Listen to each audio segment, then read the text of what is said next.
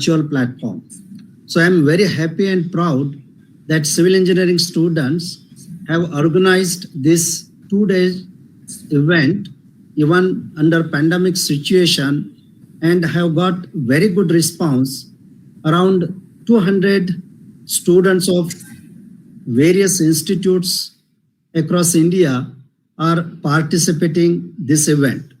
So without taking much time, I once again welcome all and wish you great success. So thank you very much.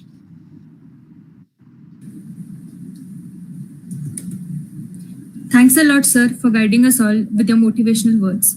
Now, I would like to call upon our director, sir, Dr. P.H. Sawant, sir, for showering his guidance on us.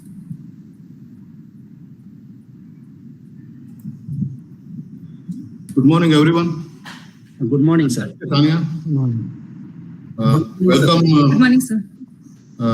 Mr. S.R. Katkar and Eknath Talele. We welcome you for this program. I am very much impressed with the logo and the poster and the way Kapil Kalpe explained the philosophy behind conducting this year's AACAR 2K21. So really well done, our civil students. But still, one thing which I would like to ask here before speaking a few words is the logo, that human head and light. So what is the logic behind this? I mean, who designed this logo?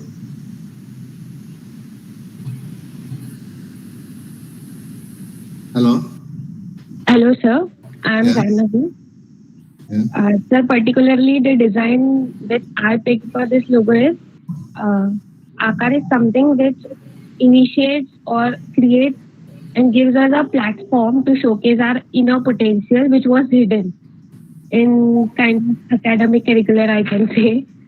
So that's why we feel that it's something which brings us out of us. So that's why a bulb inside our head. Very good, very good. So, and even poster is very nice. You have given a good thought for combining education and healthier nation in context with the ongoing pandemic. So I'm really impressed with your thought process and the work that you are doing. We must thank our civil engineering department, head of the department, Mr. Mali and Mr. Surve, and a big thank to Mr. Katkar and Talele. Mr. Katkar and Talele both are alumni of WC, and both have been very sincere and brilliant in their student career. And currently they are using their expertise for the development of state. I hope they will contribute developing our civil engineering department and in turn our college as well. So I once again welcome both the chief guests. Thank you. Talele sir, good morning. Good morning, sir. Yeah. And Katkar sir. Good morning, sir. I need not tell you about you in detail. You know, you have done PhD. The amount of effort you have put in doing PhD, I am very much aware. I am sure both of you will encourage our students. They can be occupying good positions in due course of time. Bring laurel to their family as well as our institution. So with this, I wish all the best to AACAR 2K21 and let us proceed ahead. Thank you very much. Thanks a lot, sir. Your guidance is surely going to help us and motivate all of us. Moving ahead, now I would like to call upon our first chief guest, Dr. Surendra Kumar Katkar, sir.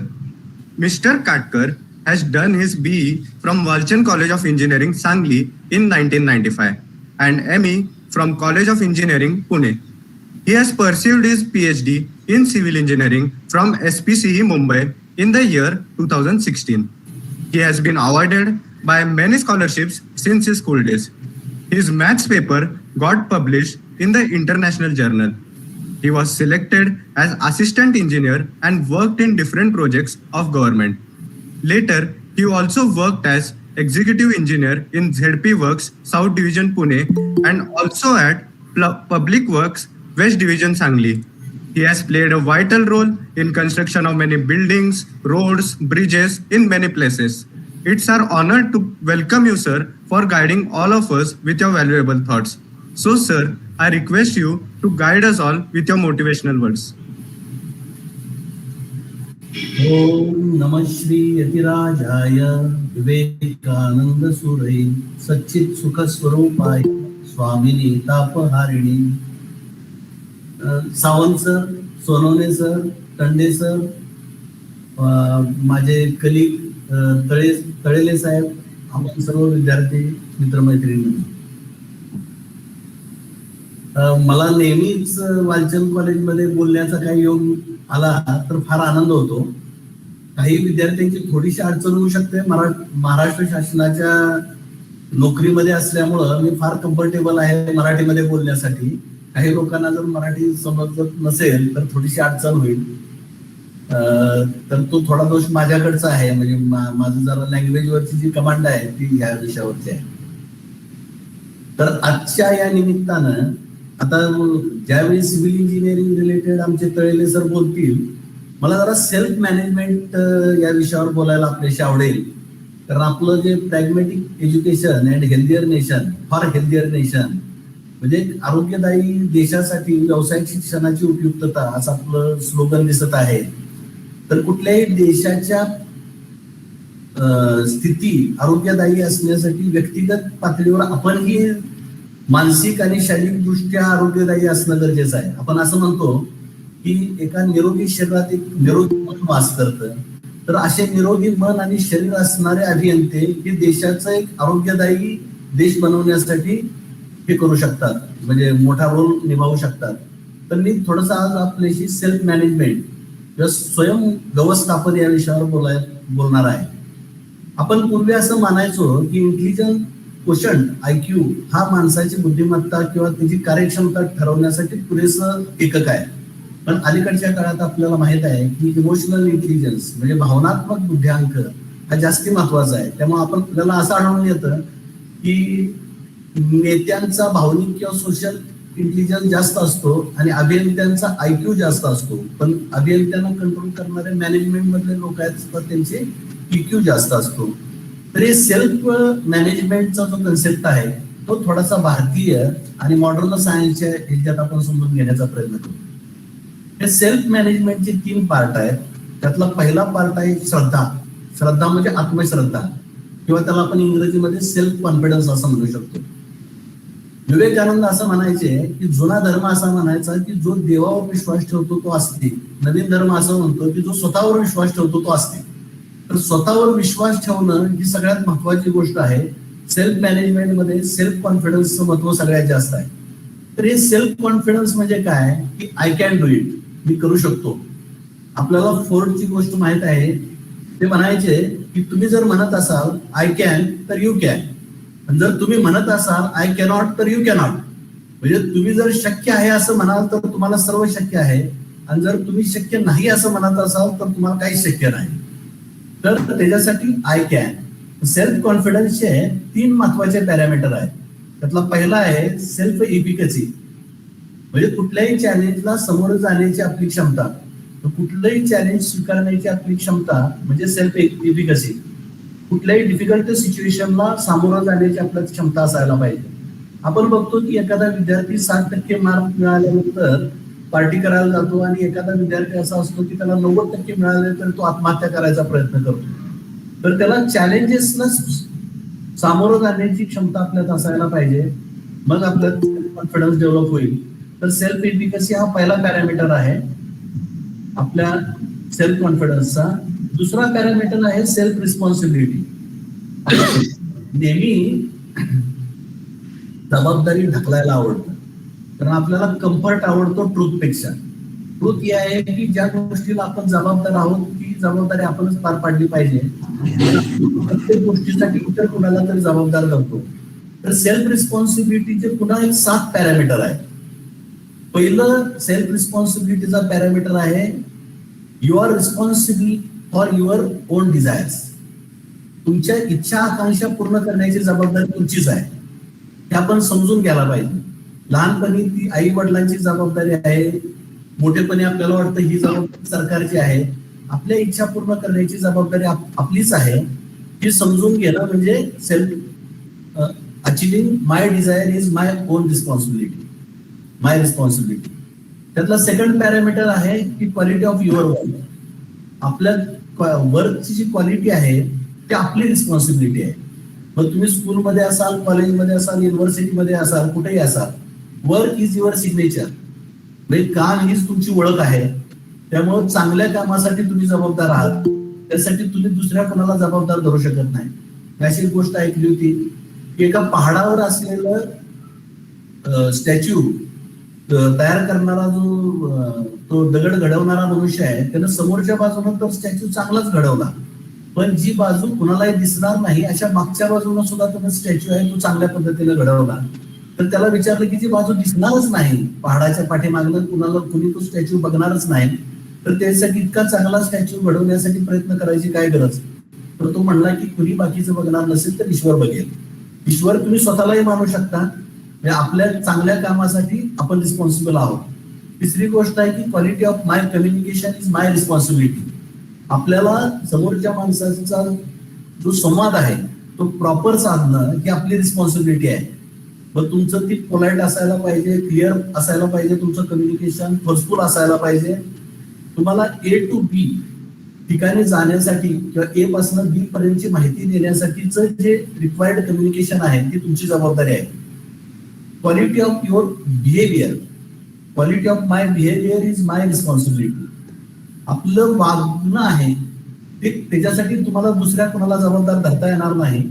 आपल्या वर्तणुकीसाठी आपण जबाबदार आहोत. हे ज्याला self confidence मिळवायचा आहे त्याच्यासाठी ही अत्यावश्यक अट आहे.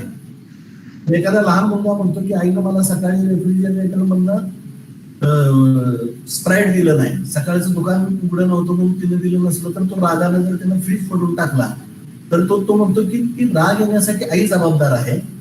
मला आईस्क्रीम किंवा ते स्प्राईट आहे ते सकाळीच मिळायला पाहिजे होतं, पण ऍक्च्युली तो मुलगाच जबाबदार आहे त्या गोष्टीसाठी. आता आपण मुलं तर नाही आहोत, आपण कॉलेजचे विद्यार्थी आहोत, तर आपल्या बिहेवियरसाठी आपण जबाबदार आहोत. My time is my responsibility. रिस्पॉन्सिबिलिटीचा 5वा पॅरामीटर आहे आपला वेळ. महात्मा गांधी असो, अब्दुल कलाम असो, आईन्स्टाईन असो, राधाकृष्णन असो, प्रत्येकासाठी दिवसाची 24 तासच अवेलेबल असतात जेवढे आपल्यासाठी अवेलेबल असतात. त्यामुळं आपलं जर टाइम मॅनेजमेंट असेल प्रॉपर तर मग ह्या वेळेचा सदुपयोग करून आपण कुठलेही गोल अचीव्ह करू शकतो. तर त्याच्यामुळे टाइम मॅनेजमेंट हा एक फार महत्वाचा भाग आहे. ज्या माणसाला सेल्फ कॉन्फिडन्स मिळवायचा आहे त्याचं टाइम मॅनेजमेंट हे परफेक्ट असायला पाहिजे आणि त्याच्या टाइम मॅनेजमेंटसाठी किंवा त्याच्या टाइमसाठी तो स्वतः जबाबदार आहे. माय व्हॅल्यूज आर माय रिस्पॉन्सिबिलिटी. म्हणजे जीवनामधली जी मूल्य आहेत त्याच्यासाठी तुम्ही दुसऱ्याला रिस्पॉन्सिबल नाही ठरवू शकणार, ती आपली जबाबदारी आहे. Truthfulness, sincerity, punctuality, self control, neat and clean आपण असणं, या सगळ्या गोष्टी त्या व्हॅल्यूज मध्ये येतात. तर या सगळ्या व्हॅल्यूजसाठी आपण स्वतः जबाबदार आहोत. आणि सगळ्यात शेवटचं आणि महत्वाचं, माय हॅपीनेस इज माय रिस्पॉन्सिबिलिटी. तुमच्या इच्छेशिवाय तुम्हाला कुणीही दुःखी बनवू शकत नाही. त्यामुळे तुमचा आनंद तुम्ही मिळवणं ही तुमची स्वतःचीच रिस्पॉन्सिबिलिटी आहे. तुम्हाला आनंदी करणं हे कुठल्या इंटरनेटचं, कुठल्या सिनेमाचं, कुठल्या ऑनलाईन प्लॅटफॉर्मचं काम नाही आहे. त्यामुळे माय हॅपीनेस इज माय रिस्पॉन्सिबिलिटी. आपण सेल्फ मॅनेजमेंटचा पहिला पार्ट बघतोय सेल्फ कॉन्फिडन्स. त्यातला पहिला भाग होता सेल्फ इफिकसी. आपल्याला चॅलेंजेस फेस करायला आवडायला पाहिजे. दुसरा पार्ट होता आपला सेल्फ रिस्पॉन्सिबिलिटी. सेल्फ रिस्पॉन्सिबिलिटीचे 7 पॅरामीटर आपण बघितले. आपल्या डिझायरसाठी आपण रिस्पॉन्सिबल आहोत, आपल्या क्वालिटी ऑफ वर्कसाठी आपण रिस्पॉन्सिबल आहोत, कम्युनिकेशनसाठी आपण रिस्पॉन्सिबल आहोत, आपल्या बिहेवियरसाठी आपण रिस्पॉन्सिबल आहोत, आपल्या वेळेसाठी आपण रिस्पॉन्सिबल आहोत, आपले व्हॅल्यूज आणि आपल्या आनंदासाठी आपण रिस्पॉन्सिबल आहोत. त्यानंतर मग सेल्फ कॉन्फिडन्सचा 3रा पॅरामीटर आहे सेल्फ डायरेक्शन. आपल्याला जीवनामध्ये काहीतरी गोल असण्याची आवश्यकता आहे. आपल्याला गोल या विषयावर भाषण देता येतं, पण आपल्याला आपल्या जीवनातला गोल जर कोणी विचारला तर आपल्याला काहीच सांगता येत नाही. तर आपल्या जीवनामध्ये काहीतरी गोल असायला पाहिजे. विवेकानंद म्हणतात की तुमच्या जीवनातलं सर्वोच्च जो तुम्हाला आवडणारं आयडियल आहे त्याला तुम्ही तुमच्या जीवनामध्ये आयडियल असायला पाहिजे. जर आयडियल असलं तर तुमच्या जीवनासाठी तुम्हाला गोल डिसाईड करणं सोपं जाईल. तर त्यांनी सांगितलं की जो सर्वोच्च आयडियल आहे तो गोल आपला असा आहे, त्याच्या मदतीने आपण आपला गोल डिसाईड करावा. एकाच वेळी आपल्याला सिनेमातला एखादा हिरो, क्रिकेटमधला किंवा एखाद्या खेळातला एखादा खेळाडू आणि एखादा यशस्वी उद्योजक हे सगळेजण आवडू शकतात, ते आपले आयडियल असू शकतात.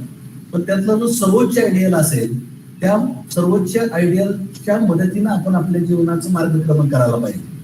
आयडियल असल्यामुळं फारच आपण ग्रेट होतो किंवा निर्दोष होतो असं नाही, पण आयडियल असलेला मनुष्य जर 1000 चुका करत असेल तर त्याच्यासमोर आयडियल नाही, त्याच्याकडून 50,000 चुका होण्याची शक्यता असते. तर आपल्याला आपलं आयडियल किंवा आपल्याला गोल डिसाईड करताना आपल्याला जर आयडियल डिसाईड करणं कठीण जात असलं तर आपल्याला आपल्या आयुष्यात काय नाही करायचं हे तरी ठरवता यायला पाहिजे. जर तुम्ही आपल्याला काय नाही करायचं हे जर ठरवता आलं आपल्याला तर त्या गोष्टी बघून राहिलेल्या गोष्टीत आपल्याला आयडियल आपल्याला निवडता येईल.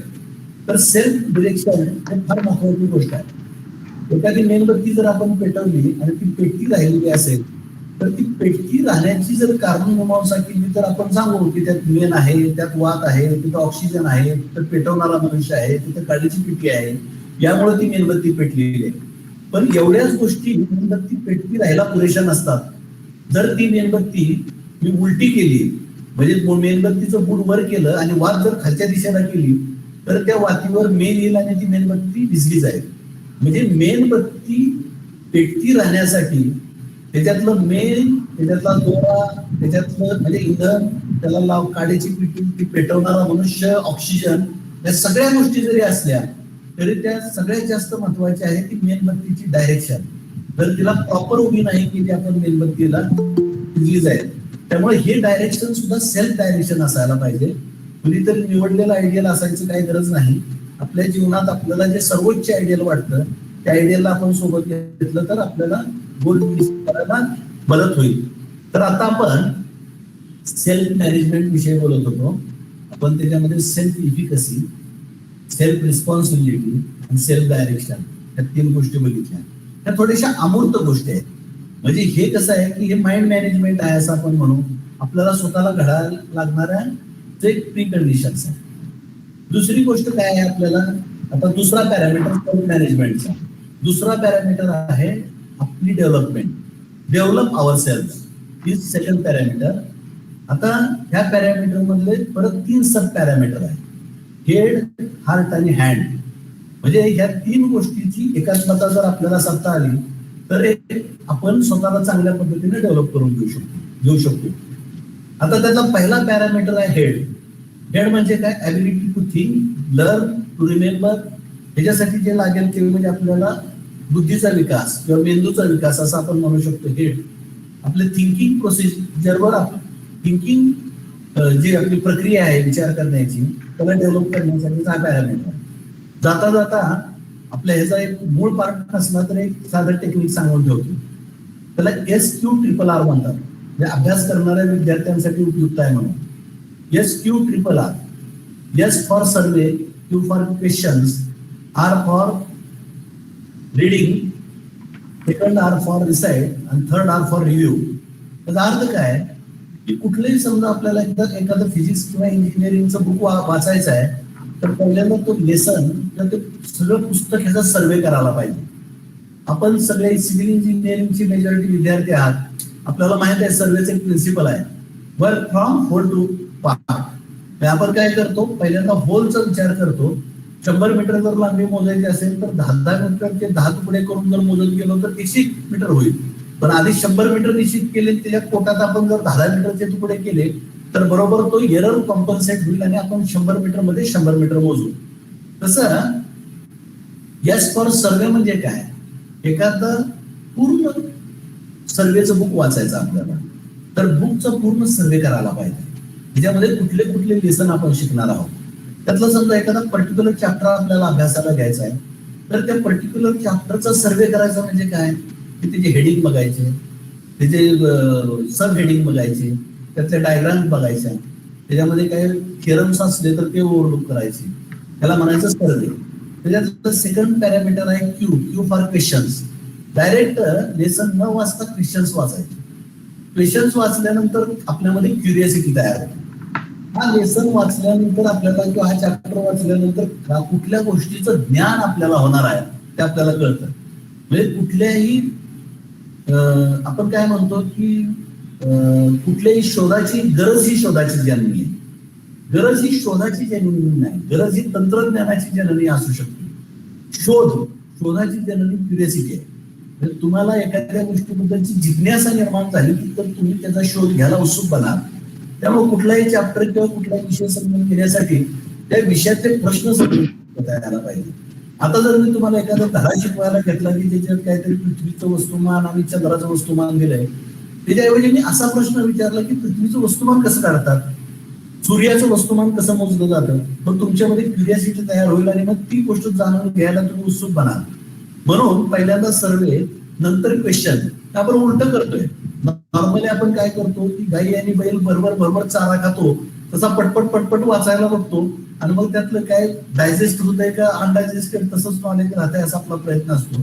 ते बरोबर उलट. पहिल्यांदा सर्वे करा, त्याच्यानंतर क्वेश्चन्स पहा. त्यातले क्वेश्चन्स पाहिल्यानंतर तुमच्यामध्ये क्युरियोसिटी तयार होईल आणि मग तुम्ही पहिल्यांदा रीड करा. ते फार केअरफुली. रीडिंग हे ऍक्टिव्ह रीडिंग असलं पाहिजे. जीवनातला कुठलाही आनंद असू दे किंवा कुठलीही कृती असू दे त्यातलं ऍक्टिव्ह पार्टिसिपेशन आहे ते आपल्याला फार आनंददायक असतं. भारत पाकिस्तानची मॅच चाललेली आहे आणि तुम्हाला गल्ली बोळातले मित्रमंडळी आलेले आहेत तर तुम्ही क्रिकेट खेळताय, तर भारत पाकिस्तानची मॅच पेक्षा तुमचं बोळातलं क्रिकेट आहे ते तुम्हाला जास्त आनंद देतं. कारण क्रिकेटची मॅच बघणं ही एक पॅसिव्ह प्रेझेन्स आहे तिथला. तुम्ही प्रत्यक्ष त्यात सहभाग घेता हा तुमचा ऍक्टिव्ह प्रेझेन्स आहे. त्यामुळे तुम्हाला ऍक्टिव्ह रिडिंग पण करता यायला पाहिजे.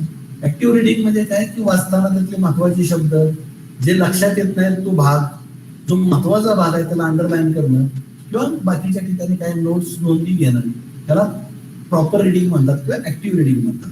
हे करत असताना तुमच्या लक्षात येईल की त्यातल्या बऱ्याचशा गोष्टी जे आहेत ते प्रश्न आहेत, त्यातले बरेचसे प्रश्न सुटलेले आहेत आणि काही प्रश्नांचा अजून शोध घ्यायसाठी आपल्याला आणखी वाचायची गरज आहे. त्यामुळं थोडंसं एक 2-3 पानाचं रिडिंग झालं की त्याच्यानंतर आपण डिसाईड करतो. म्हणजे पुस्तकाला घडी घालून त्यातल्या कुठल्या गोष्टी लक्षात आलेल्या आहेत आणि कुठल्या गोष्टी लक्षात येण्यासाठी आणखी वाचायची गरज आहे आपल्याला निश्चित करता येतं. आणि म्हणजे तो रिव्ह्यू म्हणजे पुन्हा एकदा रिडिंग करायचं आणि ती चांगल्या पद्धतीनं गोष्ट समजून घ्यायची. आता हा आपला विषय चालला होता सेल्फ मॅनेजमेंटचा. त्यामध्ये आपण सेल्फ कॉन्फिडन्सचे 3 महत्वाचे पॅरामीटर, त्याच्यातल्या एका पॅरामीटर सेल्फ रिस्पॉन्सिबिलिटी मध्ये आपण 5-7 परत सब पॅरामीटर बघितले. आता आपल्या स्वतःच्या डेव्हलपमेंटशी रिलेटेड गोष्टीची चर्चा करतोय. त्यामध्ये आपण हेड ह्या विषयावर चर्चा करताना आपण SQRRR म्हणजे तुमचा अभ्यासाची पद्धती कशी असायला पाहिजे त्याबद्दल आपण चर्चा केली. त्या हेड नंतरचा दुसरा पार्ट आहे हार्ट म्हणजे फिलिंग फॉर अदर्स. आपल्यामध्ये आपण भावना प्रधान पण असलं पाहिजे. आपल्याला इतरांच्या बद्दल संवेदनशील असायला पाहिजे. हा पण सेल्फ मॅनेजमेंटचा पार्ट आहे. इतरांच्या बद्दल आपण संवेदनशील असणं हा सुद्धा आपल्या सेल्फ मॅनेजमेंटचा पार्ट आहे. आपल्याला अनसेल्फिशली इतरांसाठी काम करता यायला पाहिजे. आणि हे जे आपलं जे इतरांच्या बद्दलचं फिलिंग आहे ते मग इतर प्राण्यांच्या बद्दल असू शकतं, आपल्या मित्रमंडळींच्या बद्दल असू शकतं, आपल्या देशाबद्दल असू शकतं, आपल्या समाजाबद्दल असू शकतं. तर ही सुद्धा आपल्या डेव्हलपमेंट मधली एक आवश्यक बाब आहे. तिसरी बाब म्हणजे हँड ॲबिलिटी टू वर्क. आपल्याकडे काय आहे, भारतीय लोकांच्याकडे मेंदू फार चांगला आहे. म्हणजे जापनीज माणसापेक्षा आपला मेंदू आहे तो सक्षम आहे. विवेकानंद पण म्हणायचे हिंदूंचा मेंदू आणि मुस्लिमांचा हार्ट जर एकत्र आलं तर एक चांगला माणूस बनेल. म्हणजे तिच्यात भावना प्रधान पण असलं पाहिजे किंवा संवेदनशील पण असलं पाहिजे आणि तुम्ही बुद्धिमान पण असलं पाहिजे. भारतीयांच्या बद्दल असं म्हणतात की तो एकटा फार चांगलं काम करू शकतो, पण खूप जण झाले तर ते शून्य काम करतात. म्हणजे त्यांचं एक प्रकारची ऑर्गनाइज मॅनरनं त्याला कामच करता येतात. आपण सेल्फ मॅनेजमेंट बद्दल बोलतोय, आपण स्वतःलाच ऑर्गनाइज करण्याबद्दल बोलतोय. आपल्याला इतरांसोबत सुद्धा काम करता यायला पाहिजे. तर मग आपली चांगल्या पद्धतीनं डेव्हलपमेंट होऊ शकते. तर ही हेड हार्ट आणि हँड ही डेव्हलपमेंट करण्यासाठी आपल्याला काही मेथोडॉलॉजी देता येईल का? तर आपल्याला माहित आहे की 1942 ला दुसऱ्या महायुद्धानंतर जपान बेचिराग झाला. भारताची तशीच परिस्थिती होती. भारत स्वातंत्र्य झालं 1947 ला. जपानची वाताहत झाली 1942-43 दरम्यान. आणि भारत स्वतंत्र झाला त्यावेळीची परिस्थिती अशी होती की जपान हा आपल्यापेक्षा कमजोर देश होता. म्हणजे आर्थिक दृष्ट्या आणि इतर सगळ्या दृष्ट्या त्यांच्याकडची गंगागिरी पण कमी होती. पण नंतर असं दिसतं आपल्याला की 10 वर्षानंतर त्यांची डेव्हलपमेंटला सुरुवात झाली आणि 30 वर्षानंतर ते टॉपमोस्ट इकॉनॉमी झाली. आणि अशी इकॉनॉमी 30 वर्षानंतर जी झाली 70च्या दशकामध्ये आज तागायत तशीच आहे. पण या जापनीज लोकांचं वैशिष्ट्य काय आहे? ते काय भारतीयांच्या पेक्षा फार हुशार आहेत किंवा काय नाही. त्यावेळी विवेकानंद अमेरिकेला गेले त्यावेळी जाताना त्यांनी जपानला भेट दिली त्यावेळी त्यांनी म्हटलं होतं की प्रत्येक भारतानं जपानला भेट द्यावी अशी माझी इच्छा आहे. जपानी लोक एकदम कार्यक्षम पण आहेत, एकदम ऑर्गनायझेशन मध्ये काम करण्याची ऍबिलिटी आहे. त्यांनी कायझेन नावाचं एक इन्क्रिमेंटल डेव्हलपमेंटचं त्यांचं मॉड्यूल आहे. आपण ते क्वालिटी सर्कल असं म्हणू शकतो. दर आठवड्यात एकदा किंवा दोनदा काय मॅनेजमेंटच्या लोकांनी किंवा इतर ज्यांना काय आपली व्ह्यूज प्रेझेंट करायचे आहे त्या लोकांनी एकत्र बसायचं आणि त्याच्यामध्ये एक छोटा विषय आहे. वर्गामधल्या टेबलवर काहीतरी खडूचा धुळा पडलेला असतो किंवा काय असतो त्याला काय करता येईल अशी छोटीशी विषय की ज्याच्यामधनं आपल्याला काहीतरी इन्क्रिमेंटल इम्प्रुव्हमेंट करता येईल. खूप मोठी इम्प्रुव्हमेंट आहे किंवा खूप मोठा चेंज आहे तो आपल्याला सस्टेन करता येत नाही. जो मुलगा रोज सकाळी 8 वाजता उठतो त्याला जर सांगितलं की आता उद्यापासून 5 वाजता उठतो त्याच्यासाठी ते शक्य होणार नाही. तो हो म्हणेल आणि दुसऱ्या दिवशी 9 वाजता उठेल. तर कुठलाही बदल आहे असं सोशल त्या पद्धतीनं व्हायला पाहिजे. तर एक इन्क्रिमेंटल डेव्हलपमेंट ही जी क्वालिटी सर्कलची तुमची कल्पना होती ती वर्क मधला जो चांगलेपणा आहे किंवा त्याची जी इम्प्रुव्हमेंट आहे किंवा बेटरमेंट आहे ती इम्प्रुव्हमेंट करायची. एकदम काहीतरी मोठी गोष्ट करण्यापेक्षा छोट्या गोष्टी. जर समजा असं एक क्वालिटी सर्कल सेसानं सुरू केलं, कॉलेजच्या सिव्हिल डिपार्टमेंटनं सुरू केलं तर एक आठवड्यातनं एक दिवस एक अर्धा तास बसलं की छोट्या गोष्टी असतात. म्हणजे इथं फुलाची कुंडी ठेवता येईल का, इथं साफसफाई म्हणजे इतकं मॅन पॉवर असतं आपल्याकडं त्या प्रत्येक माणसानं त्यातला 1 किंवा 2 मिनिटाचा हिस्सा जर उचलला तर फार मोठी गुंतवणूक न करता सुद्धा आपल्याला त्याच्यामध्ये पार्टिसिपेट करता येऊ शकतं. एक वाक्य आहे, न्यूनतम से शुरू करो सरलतम का अभ्यास करो. म्हणजे छोटी गोष्ट करायला पाहिजे. खूप मोठी गोष्ट करण्यापेक्षा एखाद्या गोष्टीतल्या लहान इम्प्रुव्हमेंट जर केल्या तर आपण करू शकतो.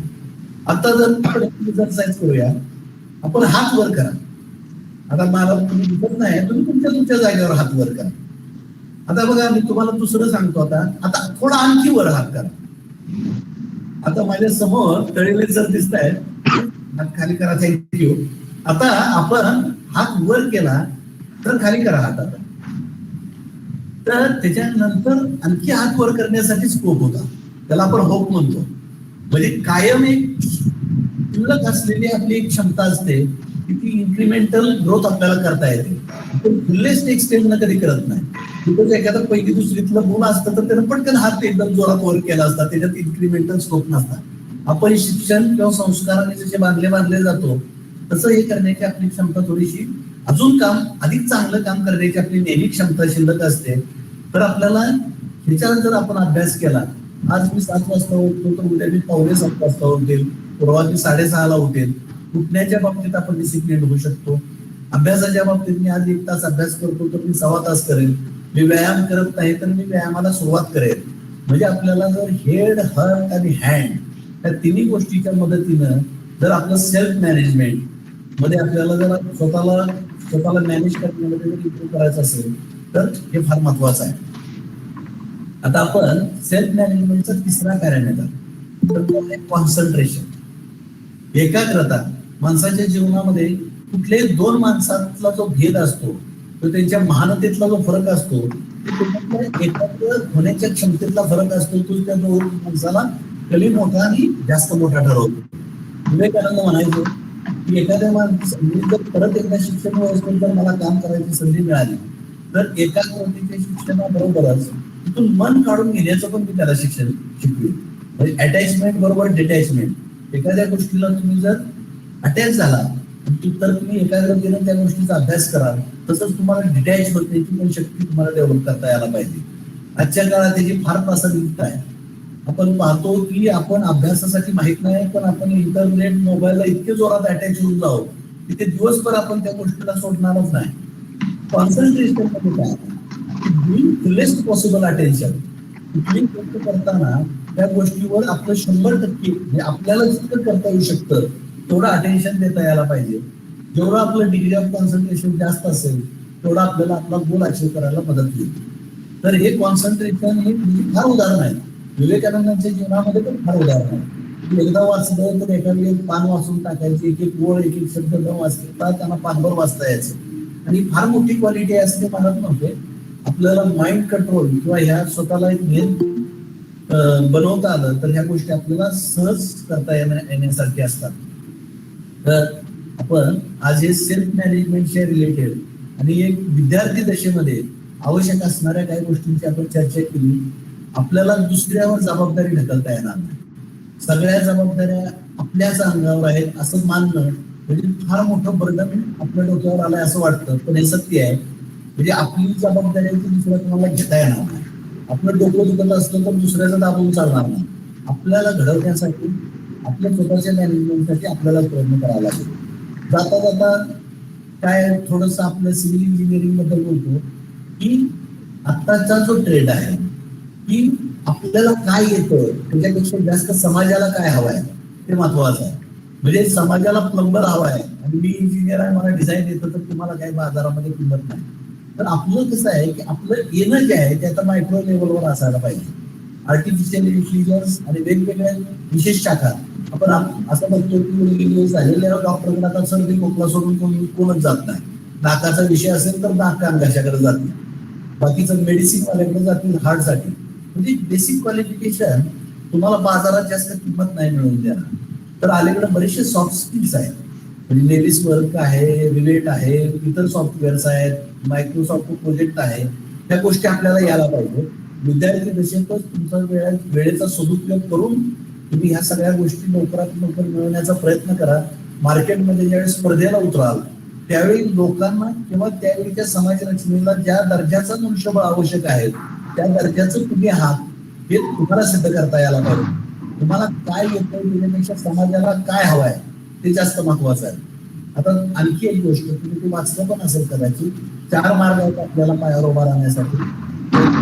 नोकरी करणे ते आम्ही करतो. दुसरा मार्ग आहे व्यवसाय करणं, तिसरं उद्योजक बनणं आणि चौथा मार्ग आहे गुंतवणुकीचा.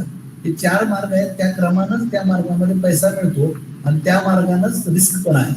नोकरी कमीत कमी रिस्क असणारी, कमीत कमी उत्पन्न देणारी आणि जास्तीत जास्त टॅक्स भरायला भाग पाडणारी अशी व्यवस्था आहे.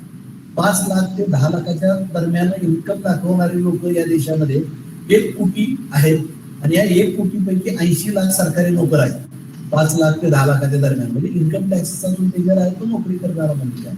व्यवसाय करणारा मनुष्य व्यवसाय करू शकतो आणि 2-3 माणसांना नोकरी देऊ शकतो. याच्यातली रिस्क थोडीशी जास्त आहे. तुम्हाला स्वतःला अपडेट ठेवायला लागेल. मात्र तुम्हाला त्यातनं अधिक उत्पन्नाची पण संधी आहे. तिसरा मार्ग आहे तुम्ही उद्योजक बना.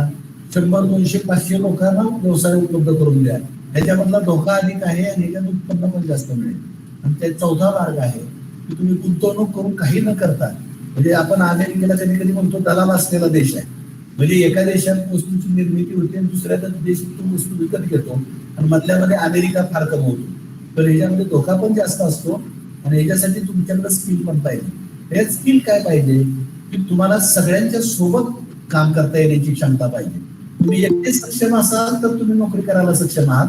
पण जर तुम्हाला सगळ्यांना सोबत घेऊन काम करायचं असेल तर मग मात्र तुमच्याकडं इमोशनल इंटेलिजन्स पाहिजे.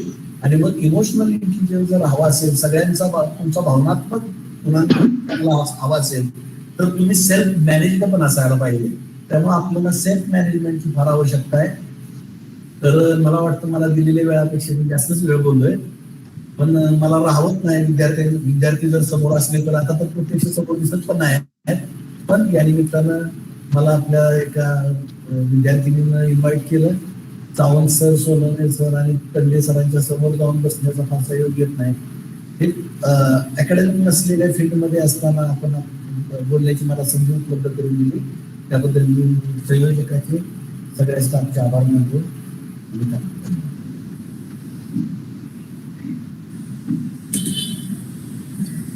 Thank you, sir, for your informative words. We will surely follow your guidelines. Now, Yeah. I profuse. I'm profusely delighted to take an opportunity to introduce our next chief guest of this inauguration ceremony, Dr. Eknath Talele, sir. Dr. Can Yes, sir? you give me 2 minutes? Yes, sir, sure. Talele sir, Yes, sir. I'm sorry to interrupt. Yes. Just 2 minutes. I really want to thank S.R. Katkar. He has given very good content. I mean, time management, body management, mind management, and how to read. So many things. Values. मला एक छोटीशी गोष्ट सांगायची वाटते. एक सांगू छोटीशी गोष्ट. सर हो सर. Yes sir. आज पूर्वी मी एक असं वाचताना मला एक छोटस एक पान होतं, मला आता आठवत नाही पुस्तक होतं की पेपर होता.